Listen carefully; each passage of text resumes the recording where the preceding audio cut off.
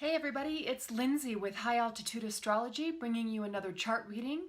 And today I'm looking at the chart of Jennifer Lawrence. If you want to follow along, she was born on August 15th, 1990 in Louisville, Kentucky, and we have a birth time of 3:20 p.m. So to talk a little bit about her natal chart, Jennifer is a Leo sun at 22 degrees. And she has an interesting T-square between her Sun and Pluto at 15 degrees Scorpio, as well as Mars at 21 degrees Taurus. So this T-square gives her a very interesting kind of edgy personality. You know, the Leo sun wants to shine and be seen. You know, that's her creative self-expression through her work as an actress. But with the square from Mars in Taurus and the square from Pluto in Scorpio to the sun, that just gives her this part of her that is really more deep and intense and has a lot of energy and a lot of really, like, there's a lot of power there too for her to harness and express. And you can kind of see it in some of the way that she is and the way that she expresses herself. You know, she kind of talks about this part of her that comes out when she's been drinking. She calls it her sort of alter ego, and I think she has a name for it. I can't remember it off the top of my head. But she also kind of just has that edge to her, or a bite to her sometimes when she's talking about things. She's not all kind of light and love, you know. There's sort of a very grounded but also very real and raw kind of part to her. So again, this T-square probably really gives her a lot of strength, a lot of courage, a lot of power in her solar expression. But again, in fixed energy, which the T-square is in, it can just mean there's a lot of digging the heels in, and of wanting it to be a certain way, and really having to work to, in some ways, because the empty part of the T-square is the sign of Aquarius, to allow, you know, the expression or the concept of humanity and the concept of recognizing everybody as an individual really needs to be honed or worked on in order to kind of work the energy of that T-square out a bit. And the last part of that T-square is also the Mars opposite Pluto, the Mars in Taurus opposite Pluto in Scorpio. And again, this brings in, you know, the experience of relationships, because the opposition always is about relating to the other. And Mars in Taurus opposite Pluto in Scorpio can mean bouncing kind of back and forth. Mars in Taurus kind of, you know, really expressing the drive through those pleasure principles of Taurus, but opposite the energy of transformation and death and transformation and resurrection through letting go. And so that could just mean perhaps sometimes the drive is really strongly driven through these Plutonian kind of desires and needs that might not even always be conscious. So the goal here would be to learn more about what drives you, and learn more about the process really of ultimately learning to let go of some of these more Martian kind of desire principles through that Plutonian in Pluto and Scorpio transformative process. So let's talk a little bit more about our natal chart, then we'll go into some other things that are happening by transit, progression, and solar arc. She has a Sag rising at 2 degrees, and then she also has a moon in Gemini at 21 degrees. And that moon in Gemini really gives her that communicative piece to her personality. You know, she really is a talker.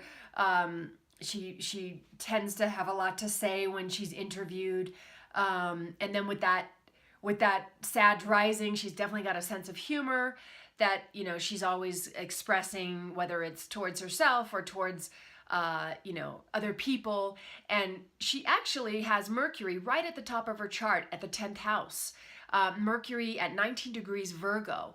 And that's interesting that it's up there at the top of the 10th house cusp, which is at 17 degrees, and her Mercury is at 19 degrees, because any planet up there in the 10th house gives a clue as to what you might express through your vocation, or the way that people see you from a social standing, because that's what the 10th house is about, is your social social structure, in a sense, or your just the way you're seen out in the world.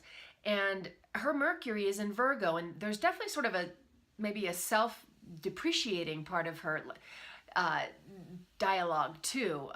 She comes across very intellectual, but there is a part that's also maybe a little like humble, or a little like self-depreciating in the way she communicates about herself. And that's that Virgo sort of like exacting energy, and can see the flaws in things, and so she communicates that way about herself and perhaps things that she sees out in the world. But that Mercury is part of a grand trine with her Mars back at 21 degrees Taurus, out of the 6th house of work, and it's trined her Saturn at 19 degrees Capricorn in the 2nd house of self-worth and values. So she's got this nice grand trine, and also that grand trine is connected to Neptune as well, because her Saturn and Neptune sit next to each other, and then those two planets fill out that grand trine with Mercury and Mars. So this actually indicates her acting interest, because Neptune and Saturn together, Neptune is that principle of creative expression.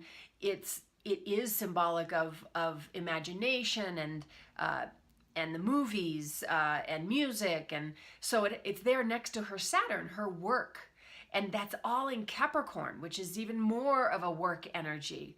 And then it trines the Mercury, that communicative nature, and it trines the Mars, which is another principle of work, but it's also our ability to assert ourselves, and that's in the 6th house of work and service. So she's got that nice grand trine going on for her as well. So let's look a little bit at some of her transits that have been happening, because she's been going through kind of some heavy transits. She's had transiting Pluto conjunct her natal Saturn. And again, that Saturn's in her 2nd house, and Pluto has been moving back and forth across that Saturn at 19 degrees in Capricorn, and this started in March of last year, and it's going to complete at the end of this year. And Pluto can bring a lot of energy, a lot of ability to really like focus. And then of course Saturn does deal with our work energy and about building structure in our life. So this can kind of manifest in a few different ways. It can be that some structures might be coming, apart, or coming to an end, or going through some sort of transformative process. But it could also be that there's a lot of energy there with Pluto to really create structure and to create foundation in her life. And it could be a little of both in this instance. But the idea is to really kind of begin to pay attention to the creation of structure or the foundations in your life, and allow this transformative process to occur. Her natal Saturn is, again, like I told you, trined her Mercury and trined her Mars. So there's not like a whole lot of challenging energy to her Saturn per se. It is opposite her natal Chiron at 22 degrees Cancer. So the Pluto conjuncting her Saturn is setting off that opposition from the Chiron in Cancer. And Chiron in Cancer, deals with wounds around the ability to nurture, with wounds around home and family, and and where we've come from. Well, let's read a little bit about what that actually could mean with Martin Lass's Chiron Healing Body and Soul. And he says that what Chiron and Cancer is all about is the core belief and feeling that love was lost, was never there to begin with, and or will never be found in the future. The belief/feeling that the world is not supportive or nurturing. The world is not caring or mothering and or loving. Alternatively, that although love exists, it is either forever unrequited or we are not deserving of it. The core belief that we are unlovable and have been abandoned. And the healing path is those whom we seek to love, care for, nurturing, support, and wrap in cotton wool, each mirror aspects of ourselves in needing of love, caring, nurturing, support. However, we do not allow ourselves to receive these things. The healing questions include, what did we do or not do in our lives that makes us feel as though we are unworthy and or undeserving of love, caring, nurturing, and support? Why do we deny ourselves this? What is the source of our guilt? The love that we miss lies within us, cut off by our own self-judgment, which we are mirrored in our judgments against others as well as in others' judgments of us. So the gift is the discovery, recognition, and acknowledgement that love is and was always there in us and around us, and there is nothing but love, and that we are loved, and that no part of us is unlovable. So with the Saturn opposite the Chiron, with the Pluto going over it, perhaps it's bringing up these issues around the wound around inability to feel love or to feel nurtured in life, and asking her to really kind of let go and shed some of these beliefs or some of these foundations for which some of that maybe false understanding has been built on for herself. Now we are going to look at a few more transits because she's really kind of under some bigger ones. She's got transiting Uranus squaring her Jupiter. With that Uranus squaring the Jupiter, generally Jupiter is about optimism and expanding our world. Uranus squaring that could be just helping shift perspective around how we want to expand our world. Jupiter in Cancer, we want to expand through nurturing and through mothering. And with Uranus squaring that, maybe it's helping her really kind of shake free of some, ways of doing that aren't really serving her. Or just bringing in new perspective on, how she can expand her world and through that nurturing way. And then she's having a Saturn transit. She's having Saturn conjunct her Uranus from February of this year through November of next year. And her Uranus is at 5 degrees Capricorn in her second house. Uranus rules her third house of communication. And this is an intense energy to have Saturn on the Uranus, because Uranus wants to just, have freedom, but Saturn wants to have discipline and control. So, and again, this Uranus is a part of that grand trine with its conjunction to Neptune, and then both of those planets trining her Mercury and trining her Mars. So this could be bringing her some good sort of structural energy to really harness that Uranian expression through her imagination, through her spiritual perspective, through her compassion, but allowing her to really ground it. But it's a fine line to walk, because Uranus wants freedom and Saturn wants discipline. And so this, of course, is an energy that doesn't come about very often. It's every 30 years.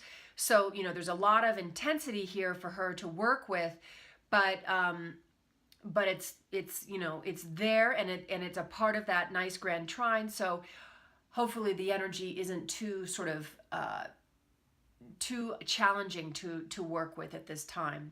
And she's got a few more transits. She's got Jupiter on her Pluto. This is happening from December of last year to August of this year. Again, Jupiter and Pluto, two kind of really big energies. Jupiter wants to expand. Pluto wants to transform. This is happening in her 12th house of, the ending of things and letting go. and Pluto's in Scorpio. Jupiter's going over that, bringing expansion through to that process of transformation.